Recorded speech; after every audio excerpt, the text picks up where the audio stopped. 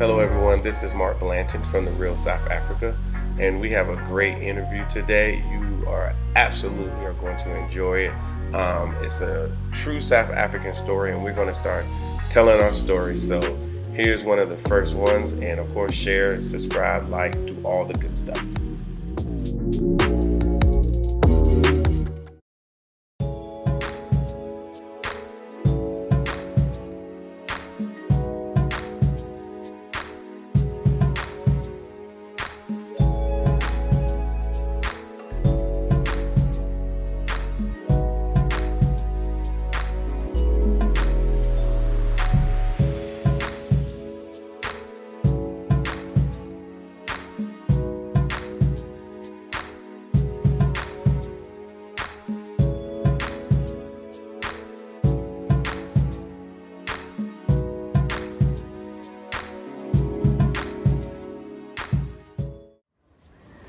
Hello everyone, this is Latasha Blanton with The Real South Africa, and today we are with Dr. Siza Majola again, and we have her with us simply because she told us a story the first time we met her that we didn't think should be one that she keeps to herself. So we decided that we would meet with her again and let her tell you the story of who she is and how she actually ended up where she is currently. But the biggest part of the story is her beginning, and we're just gonna let Dr. Majola tell us this amazing story and her journey of how she, the things she's been through since she has been matriculating South Africa and the world as a whole. So thank you again, Dr. Majola, for your time. Thank you so much. So I'm going to start open-ended, like Mark did the first time we spoke.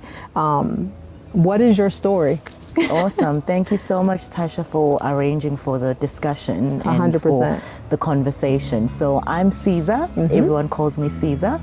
And I grew up in KwaZulu-Natal. KwaZulu-Natal is one of the provinces in South Africa by the coast. I was born as the last child to a family of 4 children, so I'm the last born. And I went to boarding school at the age of 7. And I think that kind of defined the rest of how I lived my life, because I always say to people that I left home when I was only 7 years of age. If you say that out of context, it's like, what do you mean you left home? It's like, you know what? I decided I had enough of this. I'm out. Like, that's not how it happened. But yes, you left home at 7. So I left home at the age of 7 going to boarding school. And I went to a convent school, which was for my pre-primary. And then for high school, I remember I went to my mom and I begged her to put me in a school where there were boys. What? Because somehow I just felt that as much as I was in a school for girls, that there was something that I was missing. But I didn't know what it is that I was missing. I just knew that I wanted to be in a school where there were both genders. And I was very curious to understand, how do boys behave, etc. So I did have 2 brothers, but I still didn't know them to the extent that, because again, they were also at boarding school. So I wanted to kind of learn about boys. So I then ended up going to high school at a very beautiful school in Adams. It's down in KZN as well, in an area called Amanzi Mtoti. The school is called Adams College, and that's where I did my high schooling. And I remember those times were very happy times for me. I got to grow spiritually as a person. I was interacting with people from different parts of South Africa for the first time. There were kids, although the school was in KwaZulu-Natal, there were kids from Johannesburg, there were kids from the Eastern Cape. And that kind of started making me curious about our country, because growing up with only Zulu people around me, I was always curious to understand, but what languages do people, in the other parts of South Africa speak, etc. So that was my first taste. And when I finished high school, I then went down to the Eastern Cape to go and study for my degree. At the time, when I applied, I actually didn't know what I wanted to do. So my mom said, okay, I've applied for you, you're gonna go to university. And I got to the university after a trip of about 8 hours between Durban and where the university was. And when I got there, the guy that I met at the administration block basically looked at my results, and they were very good results. Of course so there was something up here. And the guy looked at my results and said, oh, but you didn't apply for anything. And I said, no, I didn't. And he was like, okay, well, you go to that department because it's the only department where no one wants to go and study. Yeah. Okay, I got you. So I was like, okay, so what subjects are they doing? He was like, it's the geology department. And basically I took my papers, I went down to the geology department, and I found 3 other girls. Wow. Who were also waiting for, somebody to help them at the department. And basically we became a class of 4 girls, and we did geology from the first year up until final year. So I actually studied a Bachelor of Science with a major in geology. Wow. And I took a second major, which was called GIS, so it's Geographic Information Systems. And basically I had 2 majors. So I've got a BSc, as we call it in South Africa in short, which is the Bachelor of Science, and obviously majoring in geology and GIS. In my second year, I remember, Tasha, vividly, we started doing one of the courses within geology is called mineralogy. And basically what it is, in basic terms, they put different minerals in front of you. You start studying, what the minerals are. You've got to know them by name, etc. You also start understanding the chemistry behind the various minerals, etc. And I remember one day sitting in class and thinking, I actually don't want to do this. Like I'm not interested. But you're already rocks. I'm not interested in minerals, but I was already there. Yeah. And having been at boarding school, one of the things that I learned at a very young age is that whatever you start, you've got to finish. 100%. Because when I was still younger at boarding school, they would never allow you to get away with not finishing what you've started. So it's one of the things that I kind of subscribe to. So I thought to myself, as much as I'm not necessarily enjoying this program, I've got to give it my best shot. That's great. And I've got to make sure that I complete it, and then I could map from there, whatever else I wanted to do with my life once I'd finished studying the program.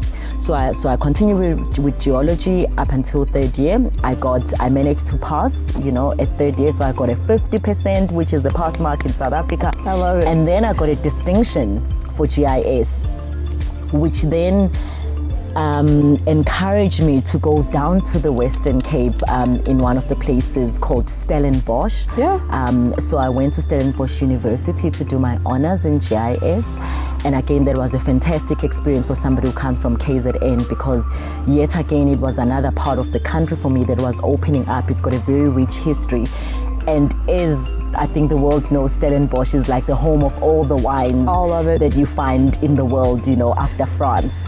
So I then studied at Stellenbosch, my GIS. I went back to KZN afterwards, and I was looking for a job, and I wasn't finding anything. Jobs were very hard to come by. And one day as I was paging through an advertisement, it's a career sort of publication, and I came across a job being advertised for geology.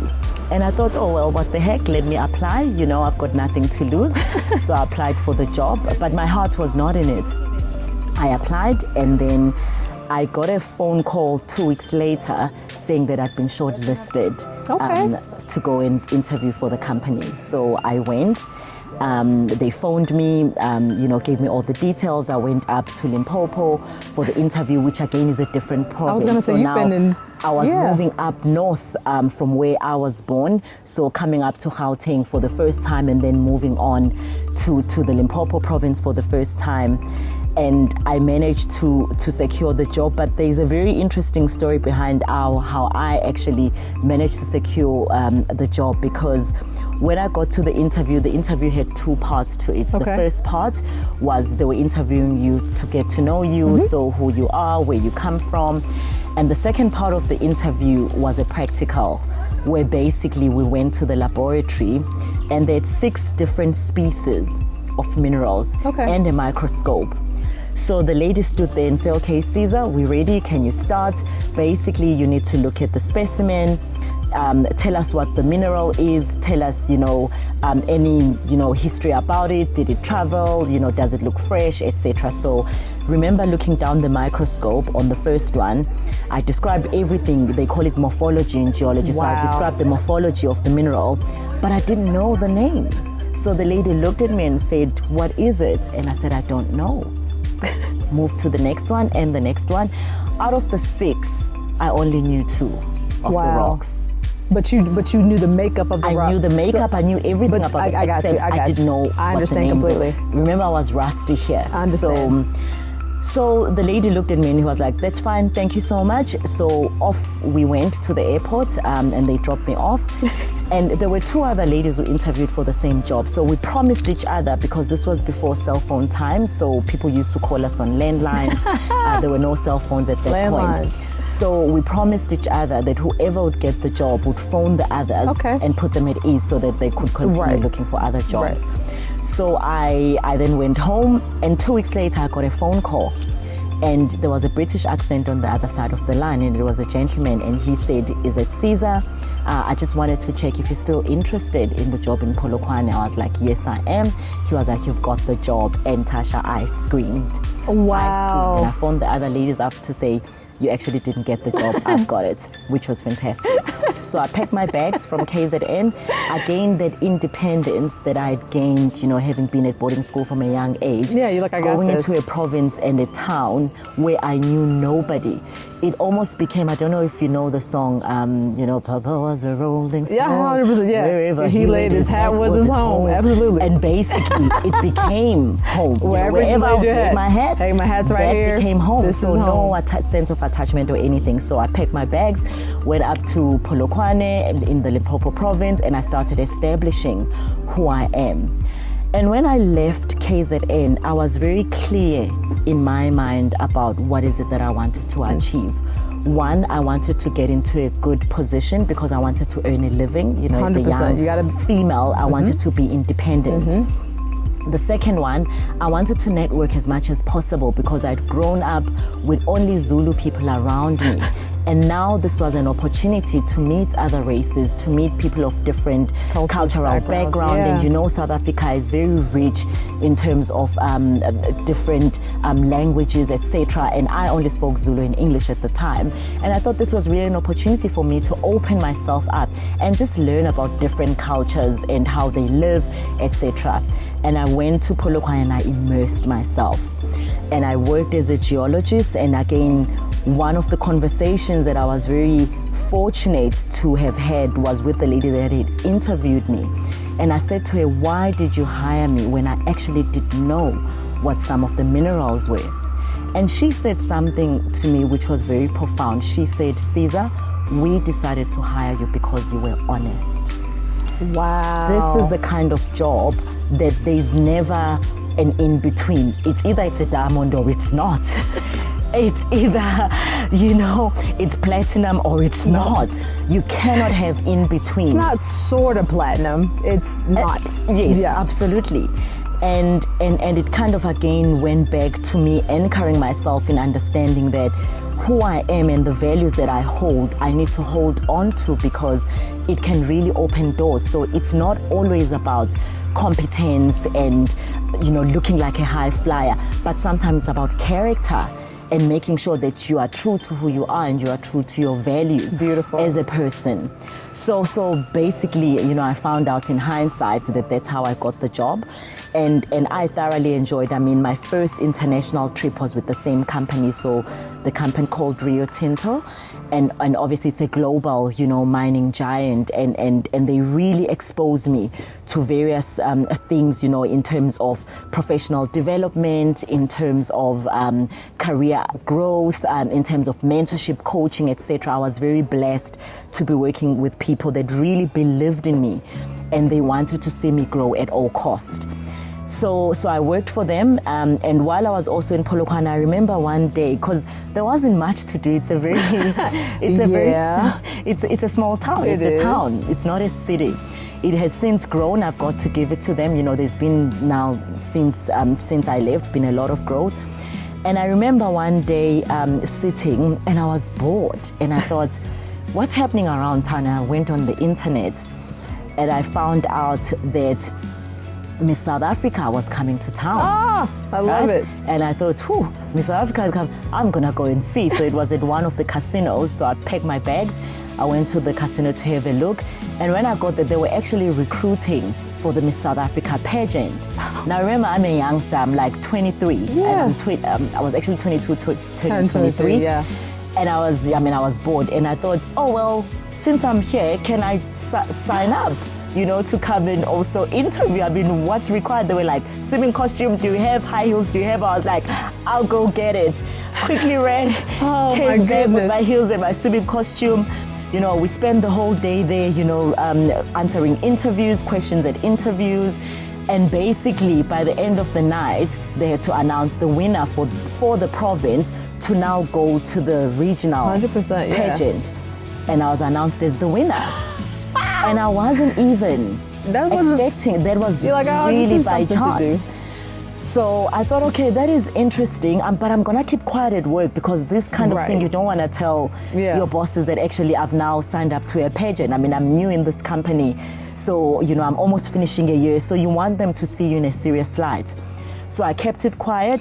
Little did I know that my boss's wife's company were the auditors for the Miss South Africa pageant.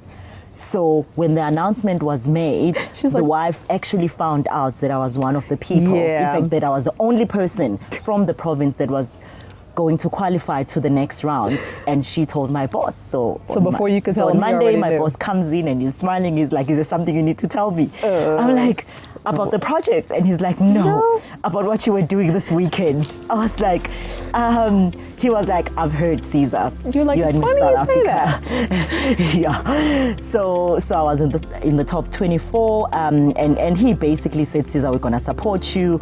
Let's see how far you go. Let's just take it as it comes. So we'll see.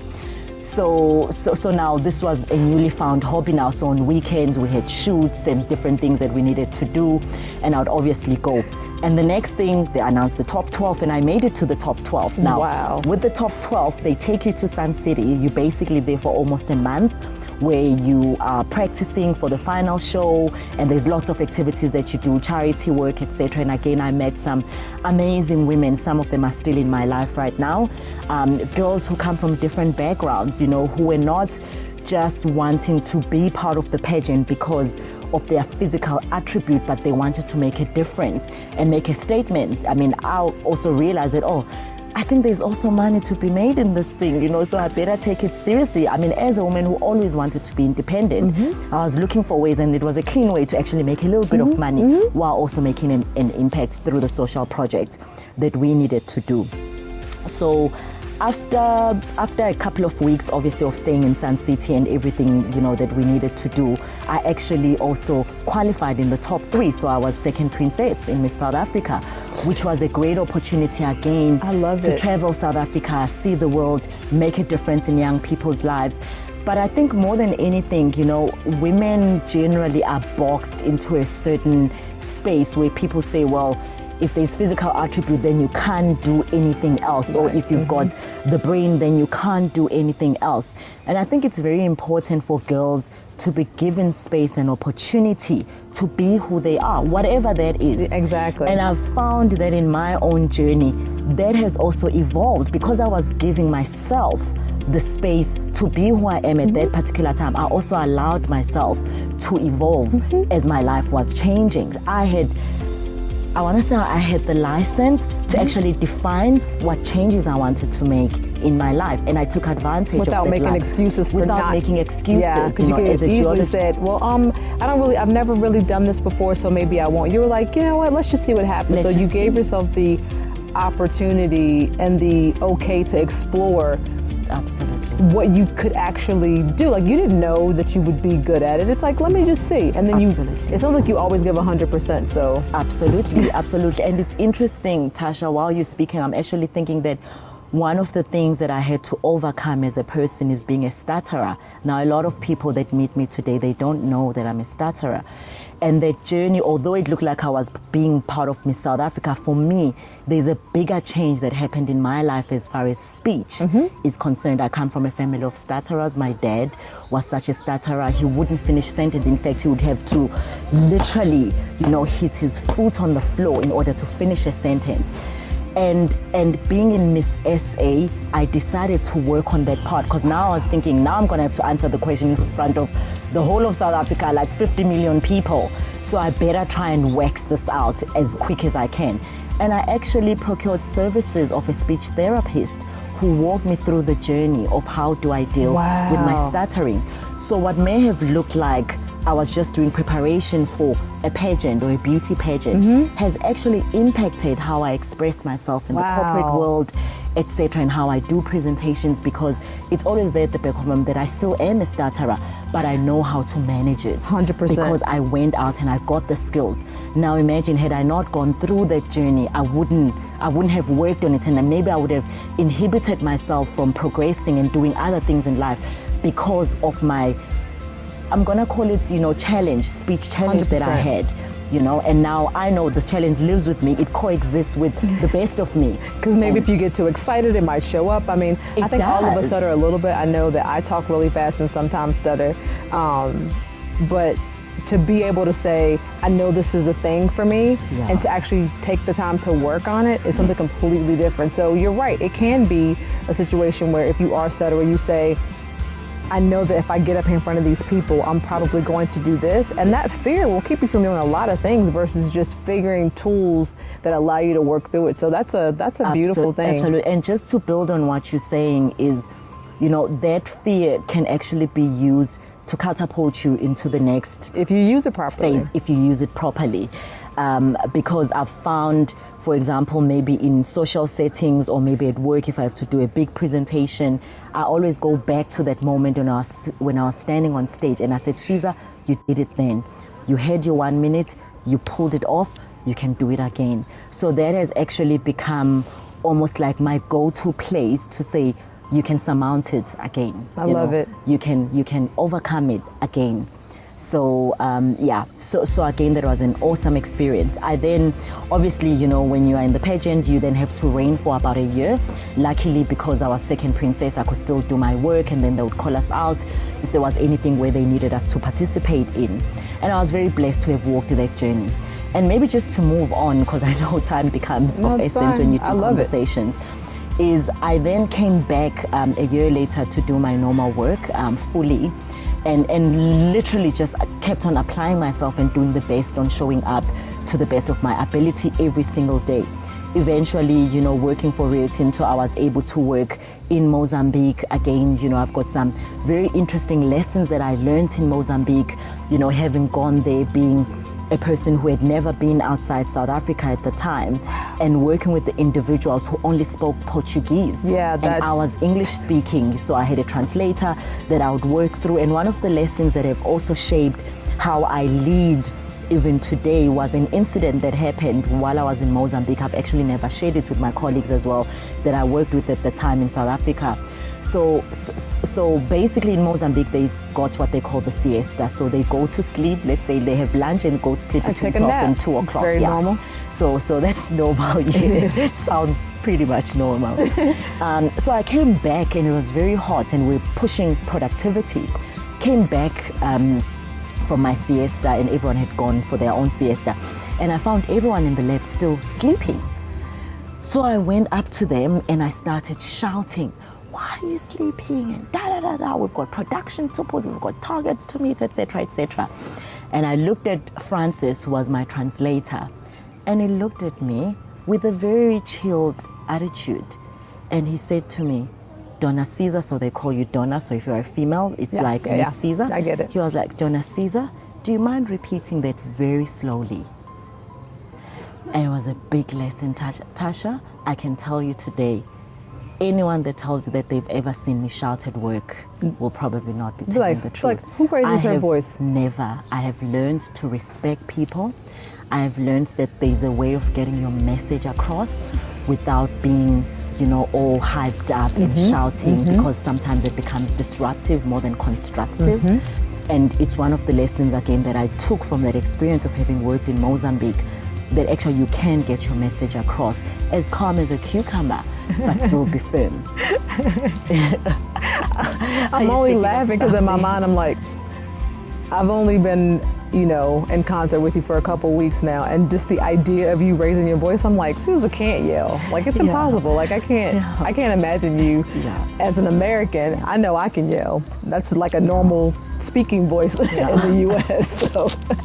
But South Africans don't generally raise their voice. So that's interesting to hear that you walked in there and started yelling at a bunch of people, telling them to get up. So I worked on it, and I don't, even at home they'll tell you, even no matter how stressed and upset I am, I try and keep the same tone but come across firm if I need to be or when I need to be.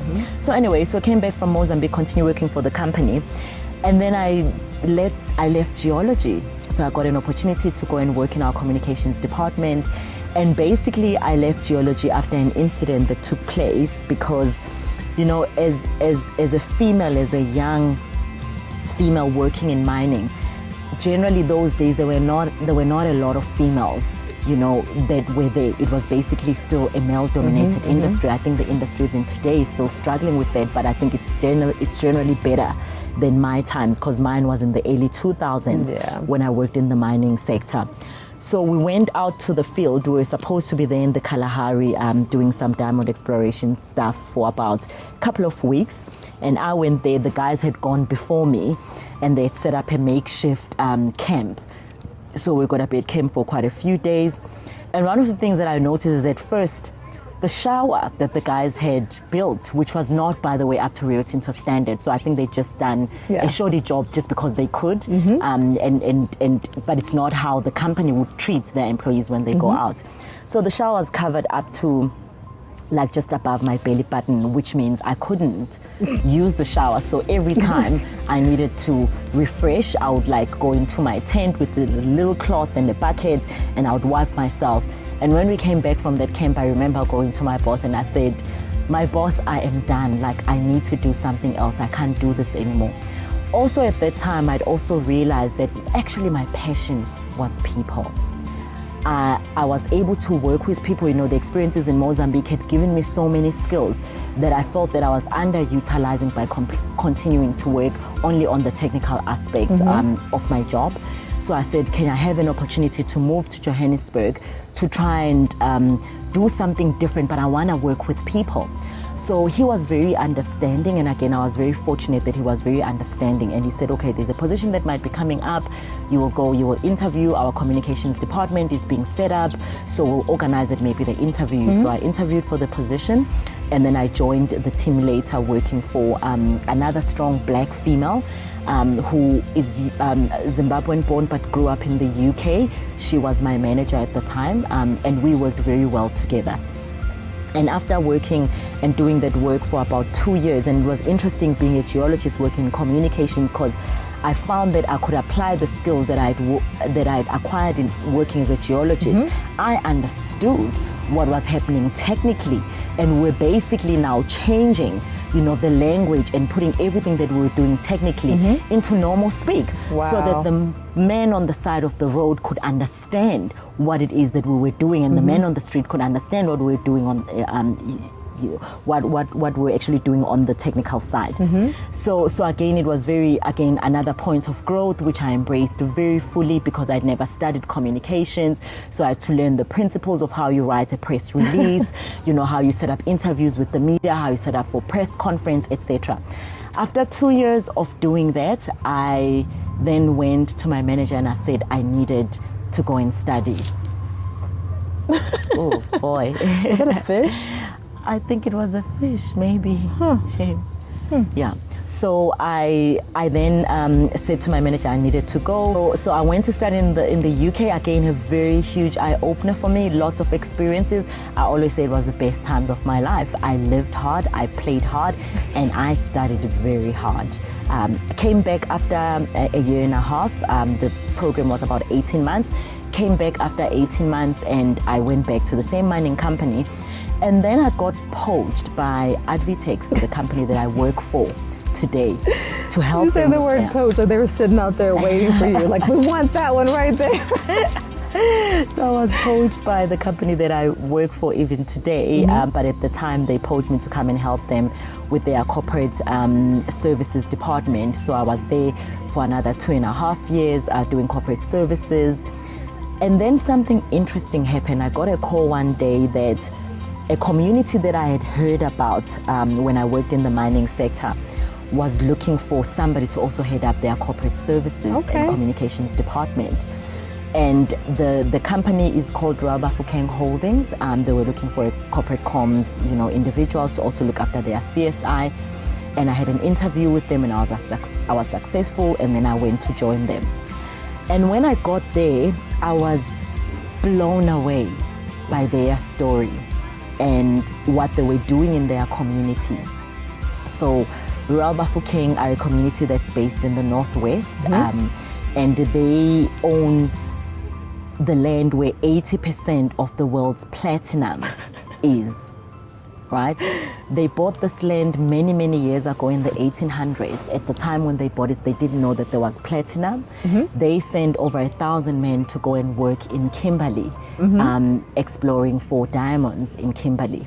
And those men had an agreement with the chiefs that stayed behind that they would club together and pool money. So whenever they got paid, they would pool a certain portion of their earnings and send it back to the chief so that he could buy pieces of land. Wow. At the time, black people in the 1800s, black people couldn't buy land. They were not allowed. The laws of the country didn't allow for buying of land.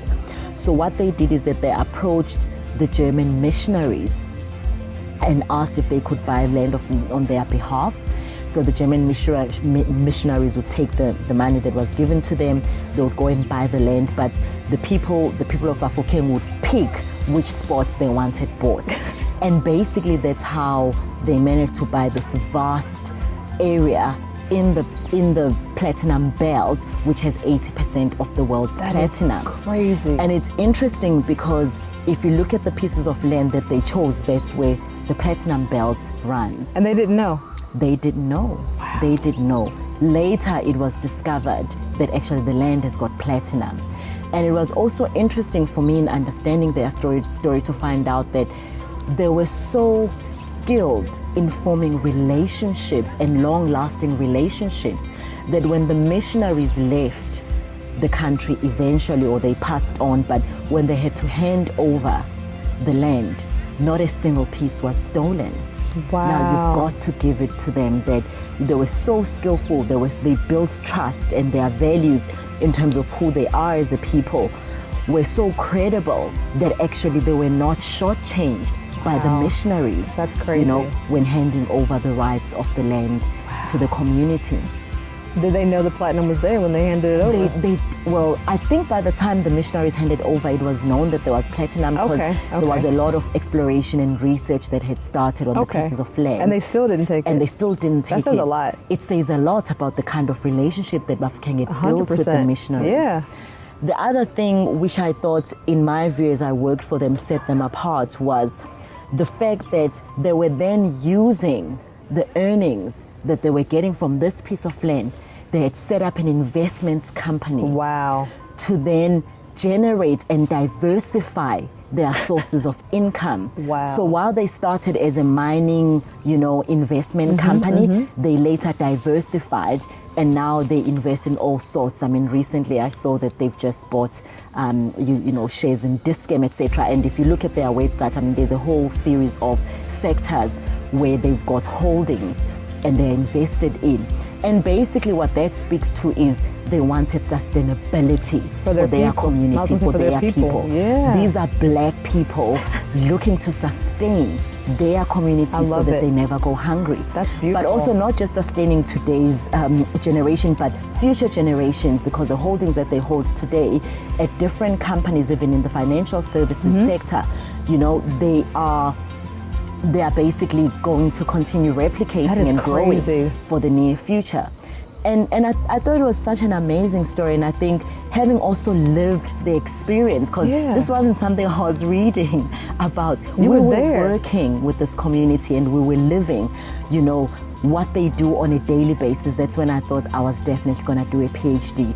I felt that it would be disingenuous of me to not document.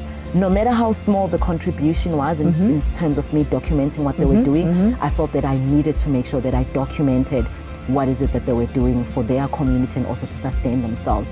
Because I think black history is never told, or history about black people is never really documented formally. So it's important that we document it, we keep it, and we tell it 100%. To our children and future generations to come. No one's going to tell our story except for us, so Absolutely, we need to keep telling our story. So I worked for them, did my DBA, which is Doctorate in Business Administration, obviously with my thesis, focusing on the community. And the focus was more on how they engage with each other in order to make sure that they get the desired outcome as far as sustaining the community. That's crazy. So because if we can't communicate well, then we can never have a common vision and drive to one destination. So it was interesting to see how they would hold their meetings, how they've actually set up their structures in the community to be able to give feedback around what investments have been done, how much dividends they've made, etc. So they actually have, like, for lack of a better term, an actual meeting where they tell the people what's going on. So they literally keep everybody involved. Yes. So they know this is what we've acquired, this is what it's going to go for. Yes. Absolutely. They've got an AGM, which they call Hote, where they actually meet with the entire community to discuss the investments, where the money has been spent, etc. You must invite them, Tasha. My mind is completely blown, because just to have a situation where everyone is involved and has a say-so and the direction in which their lives can grow, not so much go, and then to give them an opportunity and then tell them what the plans are and then have them have a voice, like that is, sounds like, I don't even know what word to use, but that sounds amazing. Yeah, it's like really, unreal, really awesome. Almost. Yeah, it's very awesome. So when you get an opportunity, it will be lovely to have them. And they can tell you more even about Hote, their AGM, which is conducted, by the way, in their language. So they conducted in Setswana, and basically everyone can never walk away from the meeting saying, I never understood, because it was in English. So everyone gets an opportunity to understand because it's conducted in their language that they're comfortable with. So so then I worked for them. After I finished my my DBA, I then got approached again by Advitech, so I joined them. But this time around, I was joining them as an HR executive. So I went back. So you remember, I was at Advitech, then went to Royal Bafokeng, and then I went back to Advitech this time around as a human resources executive. And again, just looking after people, making sure that we were driving changes that were necessary in order to move the company to the next phase of growth that we are currently seeing it experiencing. And after 2 years of doing HR, I then got an opportunity where the CEO asked if I could look after one of the brands called Crawford International. I know you and I recently had an interview about what we do at Crawford. And it really has been, an amazing journey of learning, an amazing journey, again, of making an impact. And I think that the education industry has been very fortunate with COVID that those who do fantastic things have been able to shine. I'm not at all taking away from the pain and the suffering that we all know that the pandemic has given to us.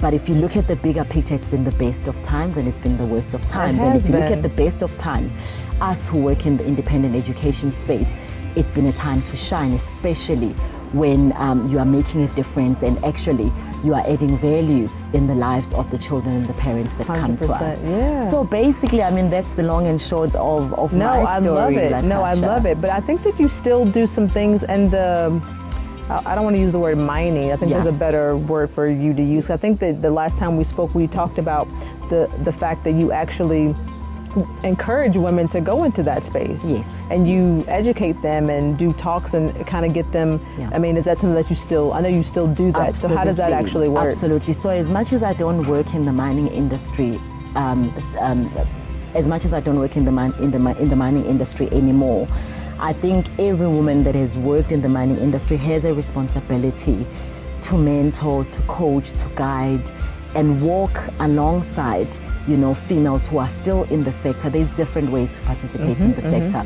We all know that now we've got females who are accountants in the mining industry. There's females who look after health and safety departments. There's females who are GMs underground, etc. And they look after the technical aspects. So my contribution, as much as it's small, I think it's also important because I've got the experience of having worked in the field, Yeah. and I'm able then to advise, encourage, coach, walk alongside younger females who want to do better and they want to stay in the sector. And I think they should be encouraged to stay in the 100%. sector, Yeah. because diversity and representation is important. So yes, I'm still involved with Women in Mining South Africa, an organization that, you know, anyone can Google. They do amazing work around coaching and actually encouraging females to stay in the sector and how to thrive and build their careers. That's great. In the sector. So I'm still heavily involved, and they are doing amazing work. It would be great if there's other people out there who would like to actually work with Women in Mining South Africa to continue supporting that organization and the Wow. cause that they do. I obviously say hail, you know, to all the women who are still working as GMs. I mean, there's women that I know who are personal friends of mine who are still doing the hard work in the mining industry, and I really, really salute them. And I think maybe at some point they can also be invited to come and tell their stories, because there's really some gems, ironically, some serious gems I love that it. they could share and encourage other women No, that's to beautiful. still enter the industry, Yes. you know, and pick up careers in the mining I mean, sector. the simple fact that you got thrust into geology as an accident, because I guess all of the other places for you to get into school were taken, you know? It obviously was where you were supposed to be. Absolutely. I mean, the journey that you've just explained would not have happened had you not started there.